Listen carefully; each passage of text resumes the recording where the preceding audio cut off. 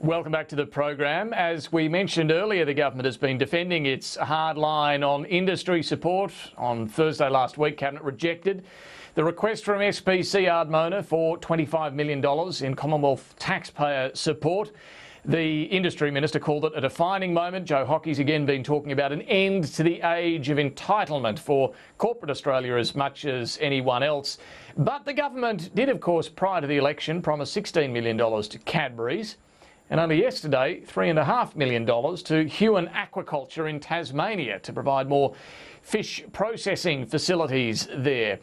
So where does the government stand on this? I spoke a little earlier to the Finance Minister Mathias Cormann about this, and also his announcement today that the former Treasurer Peter Costello is to become the permanent chair of the Future Fund. Cabinet decided on that today. Let's take a look.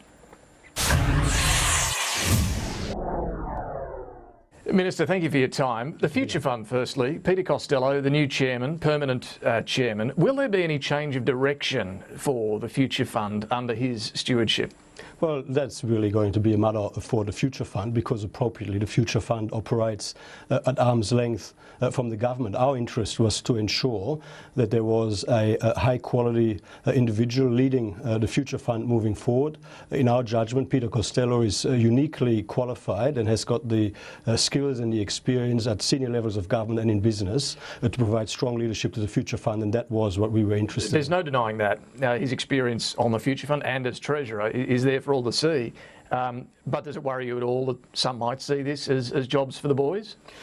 Well, obviously you make these judgments on a case-by-case basis. Peter Costello is a great Australian. He provided distinguished service to Australia, nearly 12 years as Federal Treasurer. He set up the Future Fund, of course, like investing budget surpluses after he had paid off $96 billion worth of Labor debt that he inherited. And of course he has been on the Future Fund Board of Guardians since 2009, having been appointed by the previous government. He has got a unique set of skills and experiences, and we're very confident that he'll make a great contribution. Can I turn to the issue of industry assistance? Last week, Cabinet rejected the request from SPC Ardmona for $25 million. What's your position now on industry assistance? Where is it okay and where is it not?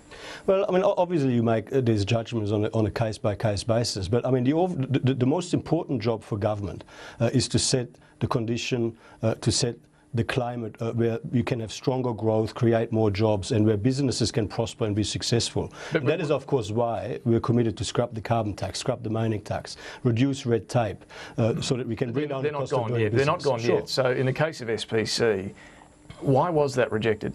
Well, in the case of SPC, we had a request before us from an individual commercial business asking for an ad hoc grant from the taxpayer of $25 million. SPC Ardmona is a company that is wholly owned by Coca-Cola Amatil, who has paid $750 million for that particular business.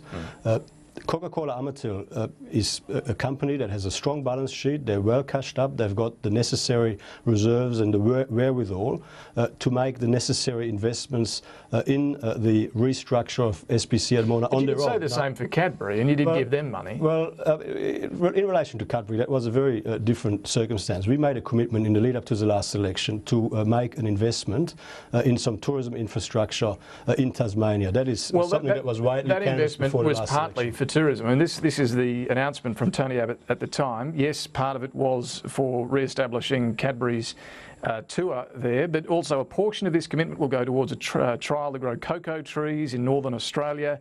Part of it was to enhance manufacturing through a new barcode tracking technology. It wasn't just about the tours. Well, and I mean, in the lead up to the last election, I mean, you've just read out the commitment we made in the lead up to the last election. We are in government now, and we've got to make judgments in the context of a budget position that is, well, we've got a budget that's very bad shape. That was then, this is now. Well, it was then. It was a commitment we made in the lead up to the last election. We've inherited a budget with a $47 billion deficit this year, $123 billion worth of deficits over the forward estimates. So you wouldn't make that sort of commitment again now, knowing what you know about the budget? Well, I mean, all of our commitments in the lead up to the election were fully funded because, of course, we identified $42 billion worth of savings to more than offset all of the commitments that we made. But in relation to the request before us, it was an individual business asking the government to provide a grant towards a commercial investment when that that business has got all of the necessary resources and the necessary cash to make that investment on its own. Its parent company does. But in announcing this decision, the Prime Minister did point to the conditions for the workforce there. He said, amongst other things, that sick leave is cashed out each year. The company today have said that's not the case. That relevant provision was negotiated out in 2012. He also said that workers receive a wet places allowance. The company says that hasn't been paid since 2012. Was the Prime Minister wrong? The Prime Minister was absolutely right in everything that he said. We had all of the facts before us. Not according to the company. Well, we had all of the facts before us as a cabinet. We made the judgment with all of the facts before us as a cabinet.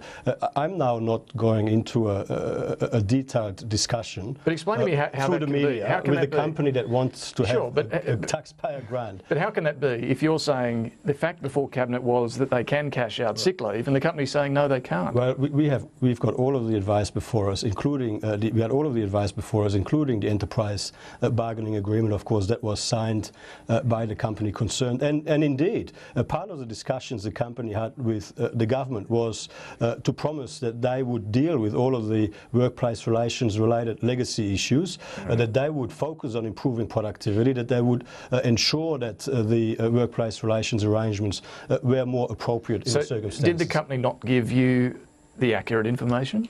Well, again, I mean, fundamentally, and I've got to always bring it back to the most important point. The most important point here is that Coca-Cola Amatil, as the owner of this business, has got the balance sheet and the cash reserves to fund the investment that they say is required. Yeah, but the Commonwealth does not have the balance sheet and the cash reserves. Why the Prime Minister raised these conditions issues for the workers? That was one of the issues that was put to us by the company itself. It was obviously one of the issues before us, but fundamentally the most important point here is that the business concerned that was looking for an individual grant from the taxpayer, the individual business concern that was looking for a grant from the taxpayer was looking at a government that doesn't have the balance sheet, that doesn't have the cash reserves to provide that grant. We would have to borrow that money in order to provide that money to a company which has got the cash. The local member, Sharman Stone, as you know, the Liberal MP, has accused the Prime Minister of lying over this. Can she really stay in the party?